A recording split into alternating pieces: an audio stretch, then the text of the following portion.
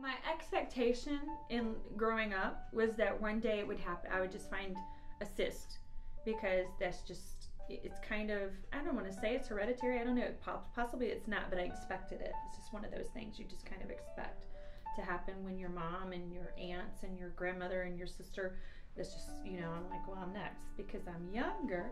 I knew it would be later. So I was surprised to be in my 30s and be like, why have I not had any kind of cysts? But when I was 38 and I found a lump, and I was like, there it is. There's my cyst, And so I was going for a physical anyway to the doctor. So when I went to my physical, I was like, look, I got this cyst that's come up here. And they were like, okay, yeah, that feels like a cyst, but you have to go to radiology and have it looked at. And I was like, okay. And I'd never had a mammogram because I was 38. And so I was like, okay, finally, here's my day. And I went and I had the mammogram done at Charlotte Radiology. And when I went through the mammogram, the technician said, we'll have this looked at by the radiologist. And this is where the point in my life where hindsight, where I've talked to many, many people, like so many women I hear now, they freak out when the doctor says, we might, we'll send you something, but in 2 weeks they might want to see you again or something. And the women are like, oh, I've gotten called back. Mm-hmm. You don't get called back. They put me in another room and immediately. And you don't, the technician doesn't say, I'm going to send this to the doctor and have him read it and they'll let you know in 3 or 4 days. The technician says, go to this room and the doctor's going to read it now and then he's going to talk to you. But she said, I'm going to let the doctor look at it and we'll talk to you in a few minutes.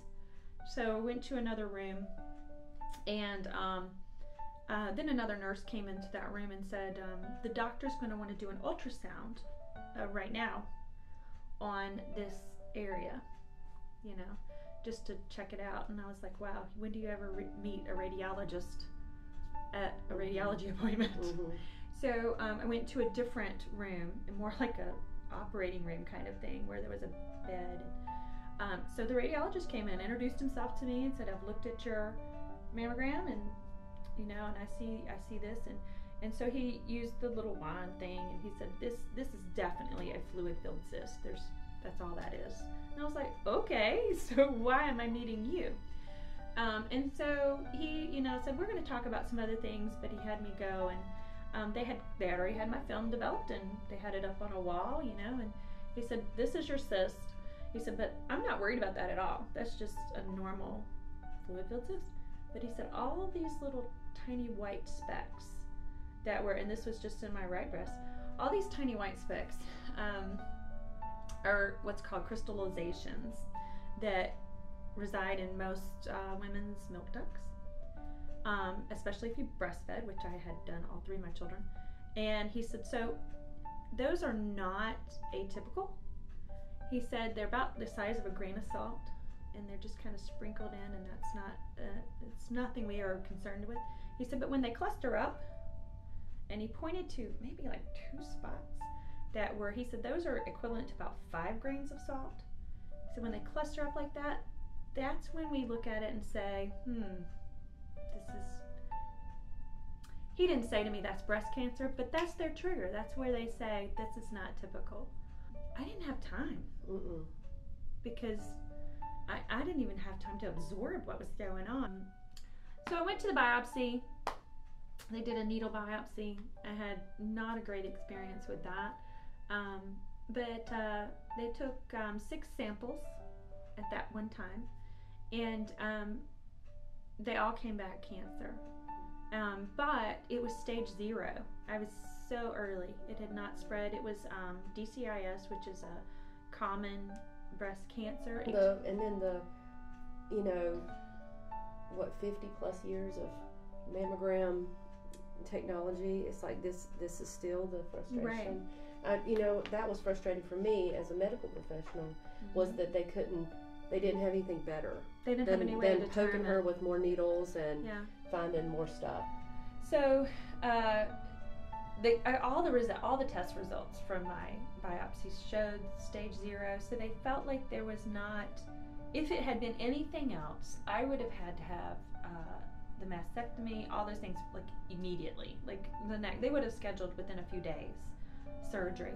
Fortunately, in my case, because everything came back the same, they were concerned that because it was like paint splatter was a good definition of it, just look at paint splatter, what they could see, and they tested 3 spots of paint splatter, and you might have 100.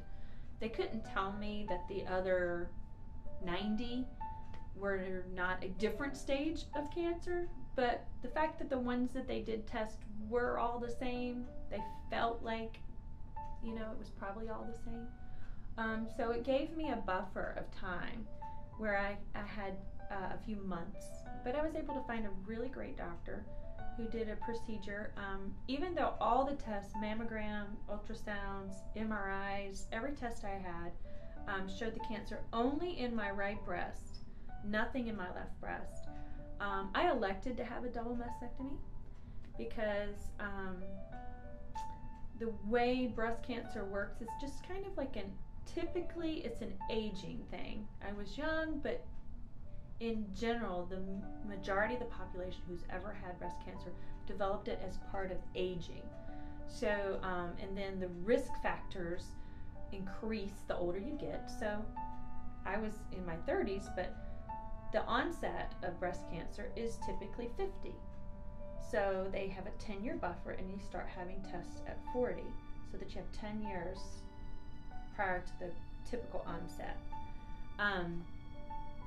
In my case, that buffs our testing time to 28 for my kids and our daughters, because they want to have a 10-year range. But then once you're 50 and you don't have breast cancer, you still have like a 5% chance. It increases every year, the chance that you will develop it. When you've had it, that changes to like a 10% increase.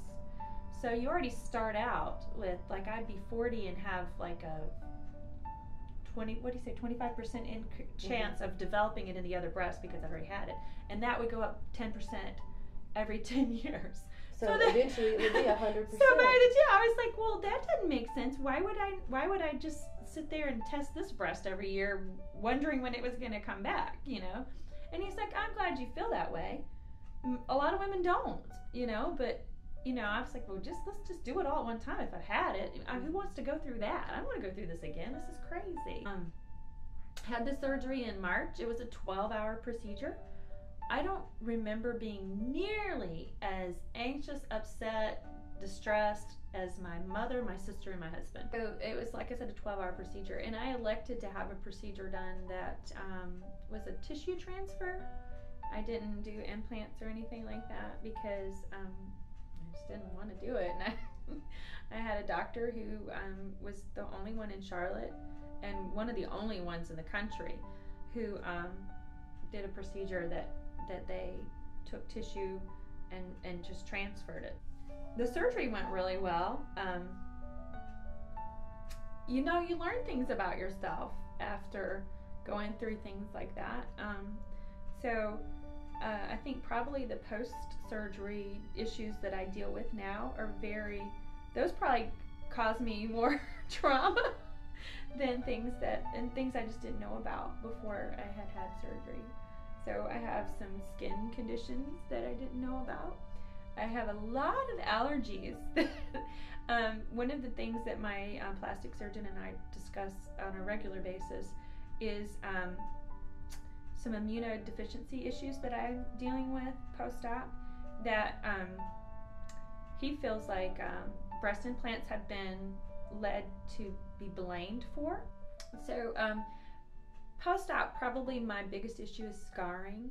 I have discovered a kind of an overabundance of collagen that is being produced. He tried very, very, very hard to do steroid injections and things to block it and to make it stop doing that, but it didn't work. So that's more of my issue post-op, is the fact that I have really bad scarring because my body overproduces the collagen to heal. He used the most dissolvable stitching that you could on the market. There's just like the highest end. He said you could have used any kind, but he used the most, and I threw stitches like nothing. They wouldn't dissolve. I have one in my hip here that I just started coming out. Oh, a couple weeks ago, and it's been 3 years.